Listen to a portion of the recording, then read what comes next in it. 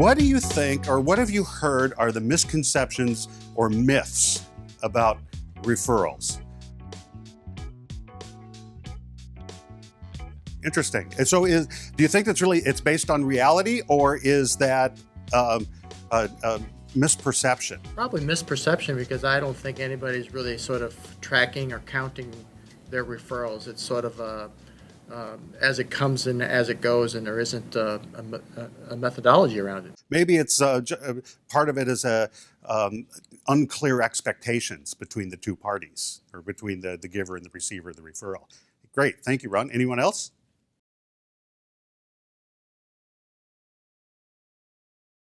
The myth is that all referrals are alike, or all referrals are good, but in reality, and they work out, right? Yes, and they're going to work out. Yes, exactly. Wow. Okay. Yeah, that's a powerful one. By the way, I'll take a blind date referral. Well, here's a few of the myths and misconceptions that I've identified in my work with referral networking. First of all, that all referrals are good. And in reality, they're not all good. It's important that we teach our referral sources what a good referral looks like for us. And we'll talk a lot about that. And the term I use for that is to help our referral sources identify perfect prospects. And think of it in terms of truly a prospect. And a prospect is somebody who hasn't experienced your services or products yet. So they're different. There's a lot of talk in other programs around ideal clients and searching for ideal clients, but they aren't clients yet. And they have a problem that you can likely solve. And so let's focus on the issues of the prospect first and talk about that. So all referrals are good is the first myth. The second one is that if I do a good job for my customers, they will just automatically refer to me. And in reality, that isn't necessarily the case. Studies I've read, things I've found, and my own experience is that typically about 80% of your existing customers will tell you that they will refer business, but in reality, only about 20% actually do. And it's not that the other 60% are liars, it's they tend to just not be wired that way. Or it's possible that I haven't provided enough information to them to be able to go out and talk about me and identify the right referrals for me. Okay. Next one is the next myth is the more people I meet through networking, the more referrals I'll get. And it kind of speaks to what Philip was talking about, is networking. But the problem with just relying on networking is a very informal, superficial greeting. It's a first handshake in getting known with each other.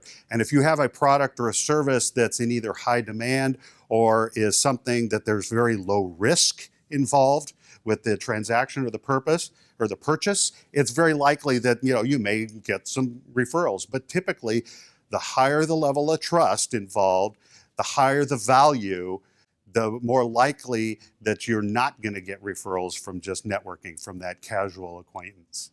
Make sense? Okay. The next myth, I need to treat everyone like they're a prospect. And this is something that I see in networking events all the time, where people are running around shaking hands, giving their cards out, and treating everybody as though they're a customer or their next customer.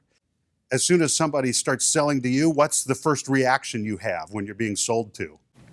Stop.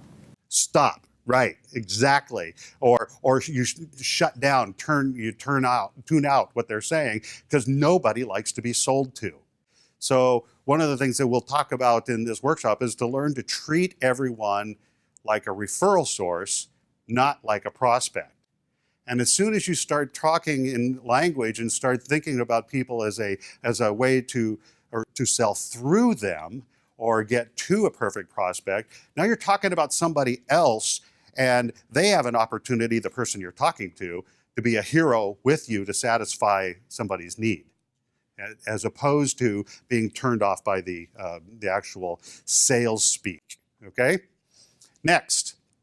Referral marketing is a silver bullet marketing strategy. Well, while I believe that, and I hope that because you're here, you also believe that that referral marketing is effective, it's smart, it's a great way to build, positive business relationships as well as, attract perfect prospects to your business. It's still not automatic. It's not something that happens without any effort.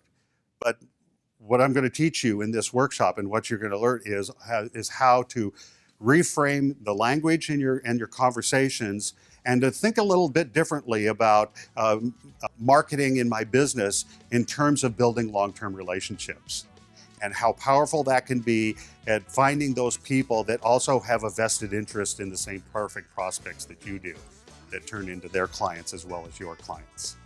And the last myth or misconception that I want to talk about is that referrals are business transactions. So this is my opportunity to tell you why Gifted Referrals is named Gifted Referrals. And it's particularly two reasons. And the first reason is that I believe referrals are gifts. They're not business transactions. I believe referrals are the gift of an opportunity to build a relationship with somebody. So in that context, when we give referrals or we receive referrals, it's really important that we think of them in terms of gifts.